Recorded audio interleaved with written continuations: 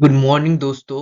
मैं मानवी शुक्ला और आज मैं एक वीडियो लेकर के आया हूँ क्योंकि अभी मध्य प्रदेश बोर्ड के एग्जाम का जो 12th के बच्चों ने एग्जाम दिया था उसका रिजल्ट आने वाला है। तो बच्चे परेशान रहेंगे कि सर क्या ऐसा करें कोर्स जिसमें हम आगे करियर में बहुत अच्छी तरक्की कर पाए। तो उसी को लेकर के वीडियो लेकर के आया हूँ कि 12th के बाद साइंस के बाद क्या ऐसा कुछ करना चाहिए। तो मैं ऐसे टॉप 15 कोर्स लेकर के आया हूँ जो कि मैं 2 से 3 वीडियो में आपको एक्सप्लेन करूंगा। लेकिन आप इन कोर्सों को एक बार देखें, अगर आपको पसंद आए तो एक कोर्स करें। ग्रेजुएशन ग्रेजुएशन मतलब होता है जब आप 12th पास कर लेते हो तो उसके बाद आपका 3 से 4 साल का एक कोर्स होता है जिसमें आप अगर साइंस से हो, अगर आप मतलब मैथ या बायोलॉजी लिए हो या फिर कॉमर्स लिए हो या आर्ट्स लिए हो, किसी भी मतलब आप सब्जेक्ट को लेने के बाद ग्रेजुएशन यानी आप स्नातक की डिग्री कर सकते हैं और उस डिग्री के माध्यम से आप बहुत से गवर्नमेंट जो जॉबें हैं उनमें आप पार्टिसिपेट कर सकते हैं और बहुत से अच्छे-अच्छे ऑफर भी आपके पास आएँगे। जैसे आप प्राइवेट कंपनी में काम करना चाहते हो या खुद का अपना कुछ सेटअप जमाना चाहते हो, तो सारी चीज़ें आप कर सकते हैं। इसके बाद अगर देखें कि आप अपने पसंदीदा विषय से ग्रेजुएट होकर आगे उच्च शिक्षा के लिए जा सकते हैं, जैसे जिसको बोलते हैं पोस्ट। पोस्ट शब्द जहाँ आता है तो उसका मतलब होता है बाद में। ग्रेजुएशन मतलब स्नातक यानी कि 3 साल, 4 साल की डिग्री के बाद आप मास्टर डिग्री की ओर भी जा सकते हो, जैसे एमएससी है, एमबीए है, पीएचडी है। उसके बाद फिर डॉक्टर डिग्री की ओर भी जा सकते हो जिससे आपके नाम के आगे डॉक्टर, जैसे मेरे नाम के आगे लगा हुआ है पीएचडी के लिए। तो वो सारी चीजें आप देखोगे कि किस तरह से आप एक अच्छी शिक्षा प्राप्त कर सकते हैं और अपने आप को स्वस्थ हो सकते हैं। अगर नहीं भी करना चाहते हैं तो आप इसी समय पे आप अपना एक बिज़नेस स्टार्टअप कर सकते हैं, क्योंकि आप 12th के बाद आप योग्य हो जाते हो कि आप कुछ अच्छा कर सकते हो। इसलिए ये ज़रूरी नहीं है कि आप शिक्षा के फील्ड में ही जाएँ। सचिन तेंदुलकर, विराट कोहली, एक बड़े-बड़े लोगों ने अपनी शिक्षा बीच में छोड़ दी और आगे बढ़ के जो आपके पास स्किल्स है आप उसको बहुत ज़्यादा मोटिवेट करो और उस स्किल के बेसिस पे आप आगे बढ़ो। ठीक है ना? आप जहाँ पर हैं अपनी फ़ील्ड पे, उस फ़ील्ड के एक पक्के खिलाड़ी बनो। यानी आपको जिस चीज़ में इंटरेस्ट है, उस चीज़ में अपना 100% दो, तभी आप सफलता प्राप्त कर सकते हो। मैं आपकी से एक 2 से 5 सेकंड की एक स्टोरी चाहूँगा। अगर आप कहीं पे बोर करते हो, पानी चाहते हो, तो अगर आप को आपके एरिया में 100 से 150 फीट में पानी आता है, तो आप ऐसा नहीं कर सकते कि आप हर जगह पे आप 20 जगह 5-5 फीट हो, तो आप हाथ से भी कर सकते हो। खुद से भी 5-5, 10-10 फीट के गड्ढे खोद दो और आपका पानी आ जाए, नहीं आएगा। आपका पानी कब आएगा? आपकी मतलब आपके बोर में पानी कब निकलेगा? आपको वाटर कब मिलेगा? जब आप एक जगह पे 100 फीट की गहराई पर गड्ढा खोदोगे और उससे आपको पानी निकलेगा। इसलिए बोलते हैं कि शिक्षा सब कुछ नहीं है, लेकिन शिक्षा से अगर विनय आती है तो शिक्षा सब कुछ है। इसलिए आप परेशान मत होइए और आगे बढ़िए। आप अपना ग्रेजुएशन पूरा करने के बाद गवर्नमेंट जॉब के लिए अप्लाई कर सकते हैं। ज़रूरी नहीं कि आप पोस्ट ग्रेजुएट करें, क्योंकि ग्रेजुएट कैंडिडेट के लिए गवर्नमेंट सेक्टर में वैकेंसी निकलती रहती है। तो ग्रेजुएशन आप करेंगे तो उसमें आपको बहुत अच्छी प्राइवेट कंपनियों में भी वैकेंसी निकल रही है। आप ज़्यादातर प्राइवेट कंपनी में ग्रेजुएशन का ही डिमांड चल रहा है, आपके लिए फ़ायदे होंगे कि आप इसमें BSc, BCom, BA, higher education कुछ भी कर सकते हो। आपको स्क्रीन में दिख भी रहा है। पुलिस सर्विस, बहुत से लोग को पुलिस में जाना भाई, बहुत लोग जलवे हैं। ये सब सारी चीज़ें आप यूट्यूब में भी देखते हो, इस रील्स में देखते हो पुलिस वालों के जलवे। तो ये सब चीज़ें के लिए इंडिया में पुलिस सर्विस का महत्व कितना है कौन नहीं जानता, सबको पता है। अगर आपने भी अपना 12th पूरा कर लिया है तो आप भी पुलिस सर्विस का लाभ उठा सकते हैं। इंडिया में पुलिस सर्विस ज्वाइन करने का एंट्रेंस प्रोसेस कुछ अलग होते हैं, जैसे रिटेन एग्जाम, फिजिकल एग्जाम, कभी-कभी तो डायरेक्ट भर्ती भी होती है। रिटेन एग्जाम यानी आपको थोड़ा-सा पढ़ना है, कुछ ज़्यादा नहीं पढ़ना, लेकिन अपने फिजिकल पे ज़्यादा ध्यान देना है। जैसे आप ब्रह्म मुहूर्त में सुबह उठिए, आप मतलब रनिंग कीजिए, आप अच्छी डाइट लीजिए, आप ब्रह्मचर्य का पालन कीजिए, पूजा-पाठ कीजिए और अपने मन को शुद्ध रखिए। Reject clear. तो इन सारी चीजों में को अगर करते हैं तो आप पुलिस सेक्टर में चले जाएंगे, लेकिन आपको कंसिस्टेंसी का पालन करना पड़ेगा। आप अगर सोचो कि हम एक दिन सुबह 3 बजे उठ जाएं, फिर 15 दिन 20 दिन एक भी दिन ना उठें, तो फिर आप असफल हो जाओगे। आप भले 5 बजे उठो और दौड़ने जाओ, 4 बजे उठो दौड़ने जाओ, लेकिन लगातार कई सालों की मेहनत होती है। सफलता एक दिन में नहीं मिलती, लेकिन एक दिन जरूर मिलती है। ये चीज को दिमाग में रखिएगा। अगर देखा जाए तो अधिकतर युवा पुलिस सर्विस के पीछे जा रहे हैं। तो ये सारी जैसे, क्योंकि गवर्नमेंट जॉब में पुलिस एक अच्छा ऑप्शन चॉइस है।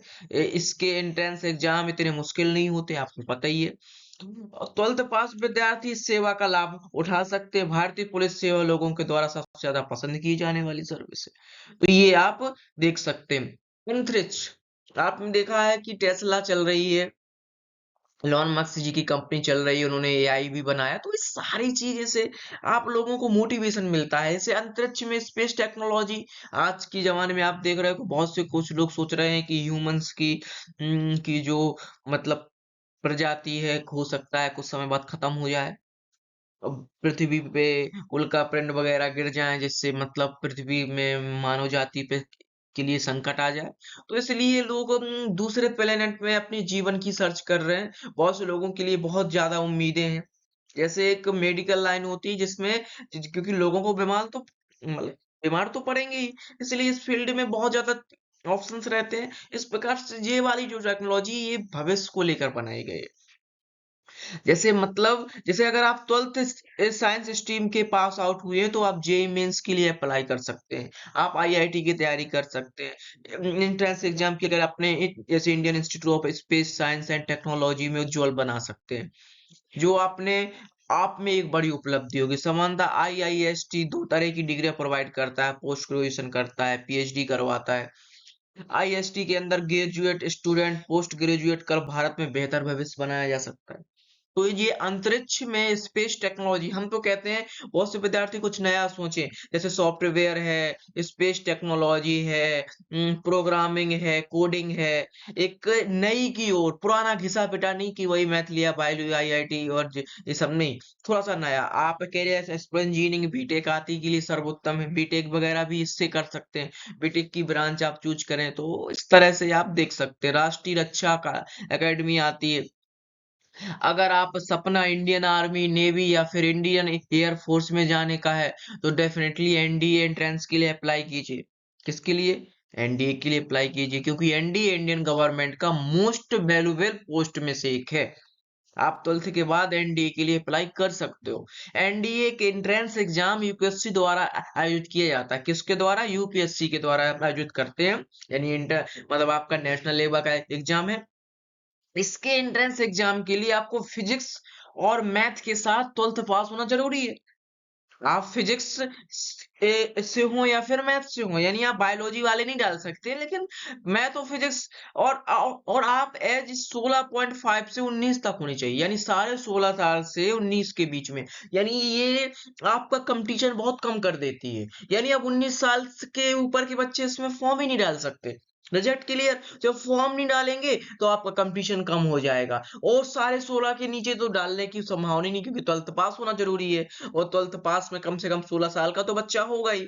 तो उसके उसके 2 4 6 महीने बाद वो फॉर्म डालेगा, तभी आप इसके योग्य होंगे। एनडीए एग्जाम वर्ष में 2 बार होता है। सबसे बड़ी बात ये है कि आपको बार बार वैकेंसी की प्रतीक्षा नहीं करनी, आपको साल में 2 बार ये एग्जाम मिल जाएगा। यह एंट्रेंस एग्जाम अप्रैल और सितंबर के महीने में होता है। ये याद रखना कि जो राष्ट्रीय रक्षा अकेडमी एनडीए है, उसका जो एंट्रेंस एग्जाम है वो कब होता है? अप्रैल और सितंबर के महीने में होता है। आप अप्लाई करके इसका इसका क्या तैयारी कर सकते हैं। जब एक एग्जाम डेट ना आ जाए, जब तक सपना अगर बड़ा हो तो मेहनत भी बड़ी होनी चाहिए। ठीक है ना? अगर आपके सपने बड़े हैं तो ये नहीं कि ये लंबा समय तक सो के उसको सपने को देखो, उसके लिए जगो। क्योंकि dream is not which see during the sleep, या when see during the sleep. सपने वही नहीं होती जो आप सोते हुए देखते हो। सपने तो भाई वो होते हैं व्हिच डज नॉट स्लीप, जो आपको सोने ना दें, जिनकी आग ऐसी हो कि आपको सोने ना दें। इसलिए अगर सपना देखा है तो तैयारी भी बड़ी करनी पड़ेगी, हमें लड़ना पड़ेगा और खुद से लड़ना पड़ेगा। ठीक है ना?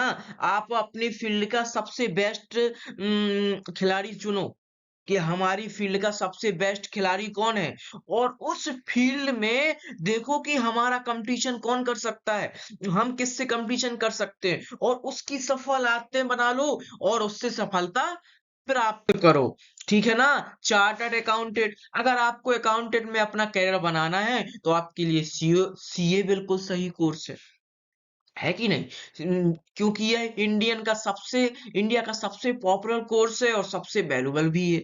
हालाँकि इसमें दाखिला लेने के लिए आपको पहले इसके 3 एंट्रेंस एग्ज़ाम क्लियर करने होंगे। ठीक है? थोड़ा-सा टफ है। आप चार्टर्ड अकाउंटेंट बनना चाहते हैं, तो आपको 3 एंट्रेंस एग्ज़ाम पास करने होंगे, जो 12th बेस्ड होते हैं। अकाउंटेंट एंट्रेंस एग्ज़ाम की अप्लाई 10th के बाद कर सकते हैं, लेकिन आप सीए का एंट्रेंस एग्जाम 12th पास होने के बाद ही देते हैं। अंतिम एग्जाम पास करने वाले कैंडिडेट को इंडिया में सर्टिफिकेट के साथ एक मोस्ट वैल्यूएबल पोस्ट ही नहीं बल्कि एक अच्छी सैलरी पैकेज वाला जॉब भी मिलता है। इतना ही नहीं, आप सीए बनकर देश विदेश की कंपनी में chief internal, chief accountant, financial business analyst, मतलब बिज़नेस का जो एनालिस्ट होता है, account manager, finance manager, managing director, auditing, CEO आदि पोस्ट पर काम करने का अवसर प्राप्त कर सकते हैं। सीए का अनुमानित ईयरली सैलरी कितनी होती है? आप विश्वास नहीं करोगे, मतलब सीए की जो सैलरी होती है ना, उम, कम से कम 5 लाख से 10 लाख रुपए मिनिमम होती है, ठीक है ना? और उससे ज़्यादा जाती है, ध्यान रखना, ठीक है ना? फार्मेसी, ये फार्मेसी भी बहुत उज्ज्वल है। जब तक दुनिया में लोग हैं बीमार पड़ेंगे उनको मेडिसिन की ज़रूरत पड़ने वाली है। उनको मेडिसिन की ज़रूरत पड़ने वाली है और मेडिसिन कौन बनाएगा? फार्मासिस्ट बनाएगा। लेकिन अब मैं फार्मेसी कंपनी से एक निवेदन करता हूँ कि केवल फार्मासिस्ट को ही इस जॉब के लिए एलिजिबल माना जाए। आप बीएससी, बीए और अदर डिग्री वालों को एलिजिबल ना करें। ठीक है ना? क्योंकि बहुत से लोग कंपनियों में ग्रेजुएशन करने के बाद फार्मा कंपनी में जॉब करते हैं, छोटी-छोटी सैलरी में, तो उनको जॉब नहीं, जॉब अपनी फील्ड में मिले, तो लोगों का इंटरेस्ट बढ़ेगा और कंपटीशन थोड़ा-सा कम होगा और इस फील्ड को उज्ज्वल बना सकते हैं। यानी बी फार्मा, डी फार्मा वाले इस कंपनी में अप्लाई करें। ठीक है ना? समानता भी जो बी फार्मेसी या फार्मेसी का कोर्स होता है, ये 2 होता है, बी फार्मा और डी फार्मा, जो कि आप 12th के बाद कर सकते, जिसे बी फार्मा यानी bachelor of pharmacy, D pharma यानी क्या डिप्लोमा ऑफ फार्मेसी। यह कोर्स 4 साल का होता है, जो बी फार्मा वाला होता है, यह कोर्स 2 साल का होता है। फार्मासिस्ट की वैल्यू बहुत ज्यादा है, इसका सम्मान भी बहुत अधिक, क्योंकि भाई साहब अगर जिंदगी है तो सब कुछ है। कहते हैं health is gone, everything is gone, मतलब और भी है उसके लिए, कहते हैं कि wealth is gone, nothing is gone, health is gone, something is gone, character is gone, everything is gone, but health मैं बोलता हूँ कि हेल्थ चला गया तो सब लोग तो मर गए, तो यार आप क्या करोगे लाइफ, कोई मतलब ही नहीं। तो फार्मासिस्ट आप बी फार्मा कर सकते हो, डी फार्मा कर सकते हो, बी फार्मा के बाद आप एम फार्मा कर सकते हो, एम फार्मा के बाद आप पीएचडी कर सकते हो, साइंटिस्ट बन सकते हो, आप कंपनियों में दवा बना सकते हो, गवर्नमेंट हॉस्पिटल में काम कर सकते हो, प्राइवेट हॉस्पिटल में काम कर सकते हो, कॉलेजेस में पढ़ा सकते हो, यूनिवर्सिटी में पढ़ा सकते हो, कंपनियों में दवा बनाने का काम कर सकते हो, टेस्ट का काम कर सकते हो, रिसर्च का काम, मतलब देखो तो कई हजारों ऐसी पोस्टें हैं जो इस डिग्री में है। आप अपना मेडिकल डाल सकते हो, आप अपना क्लिनिक डाल सकते हो, सारी चीजें यहाँ पे उपलब्ध हैं। क्लिनिक हालाँकि हर राज्य में इसकी अभी मान्यता नहीं मिली, लेकिन आप अगर 2 साल, 1 साल कहीं किसी डॉक्टर के अंडर में काम करते हो, तो आप प्रोफाइलिंग वगैरह छोटे बेसिस पे अपना क्लिनिक डाल सकते हो। डी फार्मा, जिसका पूरा नाम डिप्लोमा इन फार्मेसी होता है, ये 2 इयर्स का डिप्लोमा कोर्स होता है, जिसका वैल्यू डी फार्मा से कम होता है, लेकिन अगर बी फार्मा से अगर आप इस करने के बाद बी फार्मा करना हो, तो उसमें भी एडमिशन ले सकते हो। डी फार्मा करने की वजह से आपको बी फार्मा के दूसरे ईयर में सीधे एडमिशन मिल जाता है, इसे लेटरल एंट्री बोलते हैं। इसके बाद आप चाहो तो post graduate, M Pharma, PhD जैसे कोर्सेज कर सकते हैं। अगर आपको पीसीबी या पीसीएम 12th पास किए हैं तो आप इसके लिए योग्य हैं। फाइन्स आर्ट आती है। आर्ट्स आज के दौर में सबसे ट्रेंडिंग फील्ड है, इसमें लोकप्रियता दिन प्रतिदिन बढ़ता जा रहा है। कुछ नया बताया आपको। इसके आर्ट्स में आप केवल रोड शो के लिए नहीं बल्कि आप इससे डिग्री भी ले सकते हो। फाइन आर्ट्स कोर्स के द्वारा आप अपने आर्ट्स को निखार सकते हो। तो ये आर्ट्स वाला कोर्स भी बहुत अच्छा कोर्स है। एक ऐसा उभरता हुआ फुल, इसमें डिजाइनर और डिमांड जरूरत से ज्यादा हो रही है, इसलिए ज्यादातर स्टूडेंट फैशन की दुनिया में सबसे अधिक अट्रैक्ट हो रहे हैं। अगर आपको आर्ट्स से लगाव है तो आप इस फील्ड में बेसिक शानदार कैरियर बना सकते हो, या आप 12th के बाद कर सकते हैं। समझ रहे हो? यह एक डिग्री कोर्स है और इसका ड्यूरेशन 4 साल का होता है। फाइन आर्ट्स में एडमिशन लेने के लिए ऐसे ऑर्गेनाइजेशन है जो एंट्रेंस के आधार पर एडमिशन लेते हैं। ठीक है ना? किसके आधार पर? एंट्रेंस के आधार पर कई ऐसे ऑर्गेनाइजेशन हैं जो 12th की मेरिट लिस्ट पे दाखिला ले लेते हैं। फाइन आर्ट्स के फील्ड में करियर ऑप्शन बहुत है। फाइन आर्ट्स कैंडिडेट की डिमांड आज के दौर में बहुत ज्यादा है।